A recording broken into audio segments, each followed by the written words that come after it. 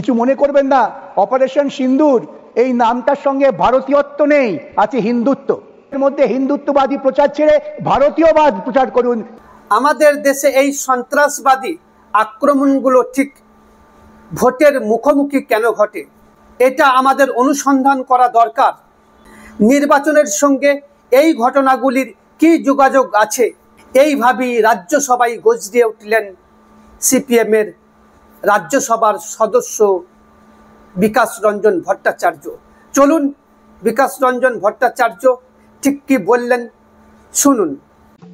আমাদের এদিকে যারা আছেন তারা সকলেই নিজেদের খুব গর্বিত হিন্দু মনে করেন। এই গর্বিত হিন্দুদের নিশ্চয়ই রামকৃষ্ণ দেবের কথা মনে আছে।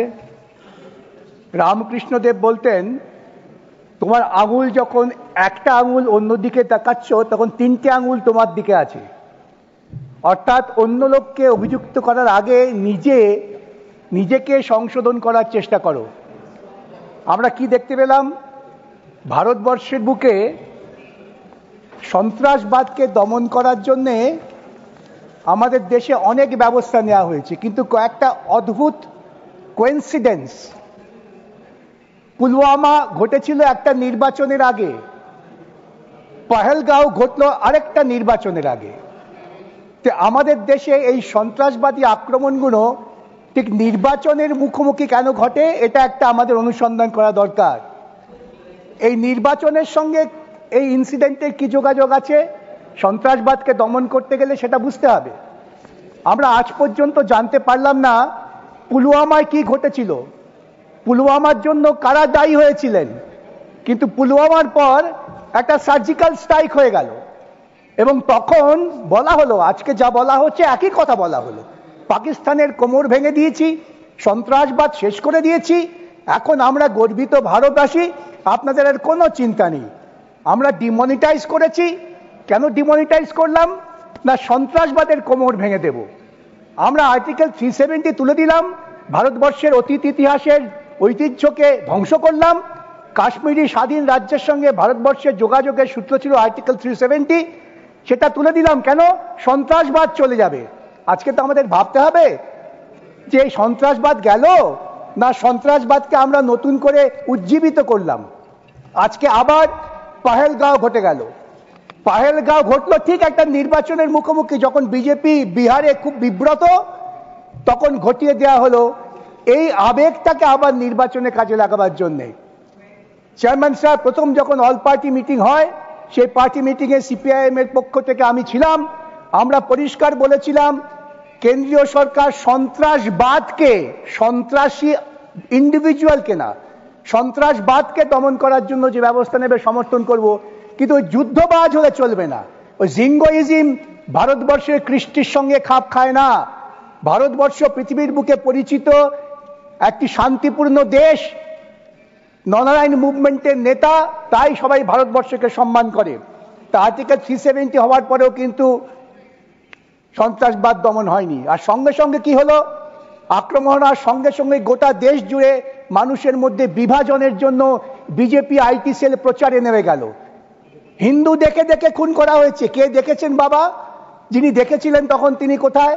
কিন্তু আমরা একথা বললাম না যে একটি মুসলমান তরুণ তার পরিবারের কথা না ভেবে পর্যটকদের বাঁচাবার জন্য নিজের জান দিয়ে দিয়েছিলেন।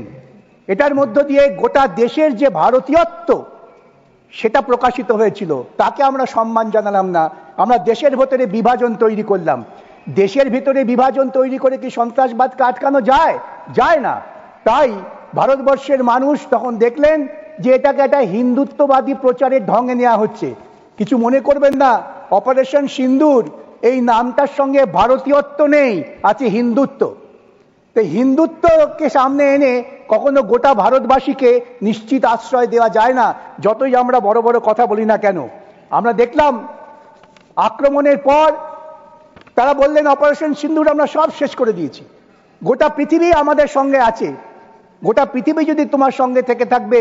আমরা দেখলাম ইউনাইটেড নেশনসে তুমি পাকিস্তানের নাম পর্যন্ত উল্লেখ করাতে পারলে না। শুধু পাকিস্তানের নাম ইউনাইটেড নেশন সিকিউরিটি কাউন্সিলে উল্লেখ করতে পারলে না তা নয়, এমনকি ব্রিক্সে সাংহাই কোঅপারেশনে কোথাও পাকিস্তানের নাম উল্লেখ করা গেল না। দুঃখের কি জানেন চেয়ারম্যান সাহেব, আমাদের খুব কাছের প্রতিবেশী ভুটান, মালদ্বীপ, এমনকি মরিশাস, যে মরিশাসে ভারতীয়দের সংখ্যাই বেশি, তারা পর্যন্ত ভারতবর্ষের এই ভূমিকার পেছনে পাশে দাঁড়ালো না। তাহলে কি দাঁড়ালো? নিজেকে বিশ্বগুরু বলে বড় বড় বক্তৃতা করে আমি সব করতে পারি, আমি আমার পৃথিবীকে আমার হাতে মুঠোয় নিয়ে এসেছি, আমি শক্তিশালী দেশ। কোথায় দাঁড়ালো? আমাদের কবি বলেছিলেন, নিজে যারে বড় বলে বড় সে নয়, লোকে যারে বড় বলে বড় সেই হয়। আজকে গোটা পৃথিবীতে ভারতবর্ষ ডিপ্লোম্যাটিক্যালি বিচ্ছিন্ন, বরং পাকিস্তান সেখানে সুবিধে পেয়ে গেল। আজকে পাকিস্তানের পক্ষেই বিভিন্ন দেশ কথা বলছেন। এটা আমাদের দুর্ভাগ্যজনক পরিণতি। তার কারণ আমাদের দুই দেশের মধ্যে যুদ্ধ বিরতি ঘোষণা করছেন আমেরিকার প্রেসিডেন্ট। আজ পর্যন্ত একবারও ভারতবর্ষের প্রধানমন্ত্রী বা ভারতবর্ষের কোনো ডিপ্লোম্যাটিক চ্যানেল একথা বলেননি যে আমেরিকান প্রেসিডেন্ট তার কোনো রোল নেই, তার ভূমিকা আমরা অগ্রাহ্য করি। এইভাবে ভারতবর্ষের যে সম্মাননা সেটাকে নষ্ট করা হচ্ছে। আমি অনুরোধ করব, আজকে ভারতবর্ষের ঐতিহ্য বজায় রেখে দেশের ঐক্য তৈরি করুন, দেশের মধ্যে হিন্দুত্ববাদী প্রচার ছেড়ে ভারতীয়বাদ প্রচার করুন। ভারতীয়ত্বই আমাদের একমাত্র আশ্রয়। এই কথা বলে